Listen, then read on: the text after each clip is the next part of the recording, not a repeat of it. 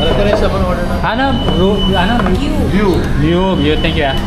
View ramen pala. Ano? Kuha mo? Kanya pala yung view ramen.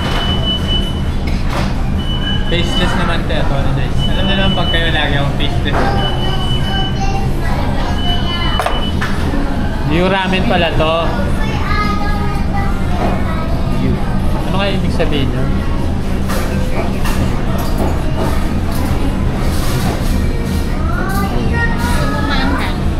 Tama nga yan. Tapos ito, ano to? Red iced tea saka lemonade iced tea. Ano kaya iced tea na? Powder yan? Ano to? Powder lang yan tayo, no? Powder din. Sobrang init pa, no?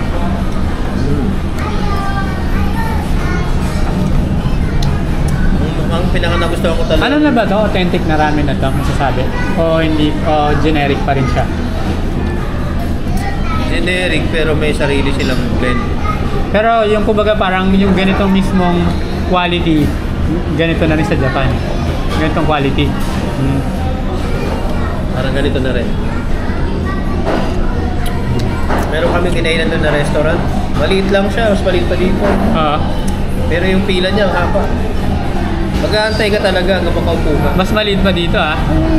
Kalahati lang nito. Bahay lang. Pero yung mga pipila, mga Japanese rin. Isamin talagang ano, masarap. Ano, affordable o mahal?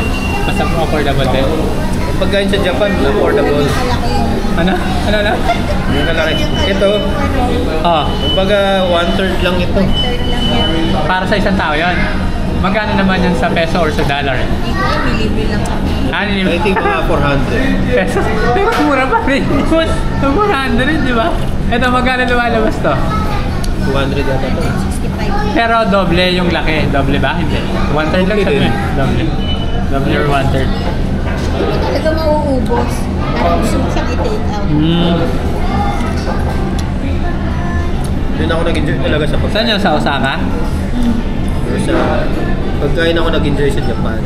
Dito to, yun nga sinabi daw, yun daw the good thing about Japan, yung pinanood kong vlog na Sa Japanese. Spain naman, nag-enjoy ako sa sightseeing.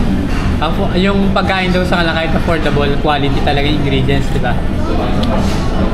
Yung talagang yung lasa niya, ano eh. Lagi nga sinasabi ni Miguel, authentic.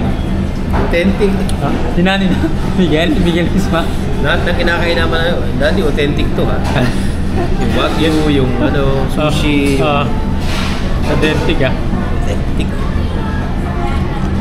Sinubukan nyo din yung order sa sushi, pwede ka rin pala order sa cellphone app, tapos pipick upin mo na lang, di ba? Ay, hindi nyo gano'n, pero Doon kasi namin unang na-experience yung Japanese restaurant na may conveyor. Kasi nakaupo tayo dito. May conveyor dito, dadaan lang yung pagkain. So, kunin mo lang yung gusto mo. Parang robot na. Hindi, may conveyor talaga. Eh, parang we are, mga manufacturing. Kalapag lang din yung mga plate. Kuha ka lang. Dito kasi orderin mo pa, di ba? Kasi serve sa'yo. Good. Kuha ka lang ng kuha.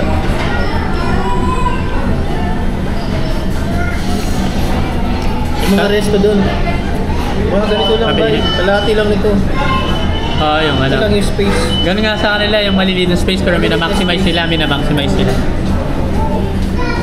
Kaya pila pag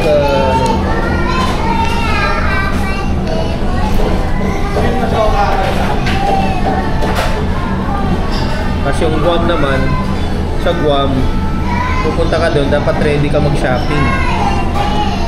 Sa Guam. Yung mga American brand na mga mura. Parang wholesale price, no?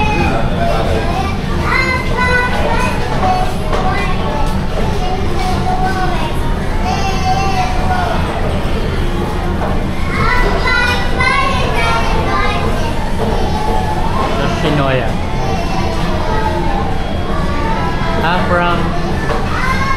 From 1899 pa pala to? From Nihon, Bashi, Tokyo in 1899. So now, 2,136 stores worldwide. Ganun pala. Osaka, California, Manila, Hong Kong. Original beef bowl of Japan. Since 1899 pa pala to, Nihon Bashi.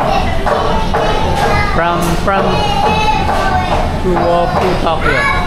Authentic, tama siya. Authentic nga lang. Authentic and delicious. Yoshinoya. World's first Japanese drink bar. Right.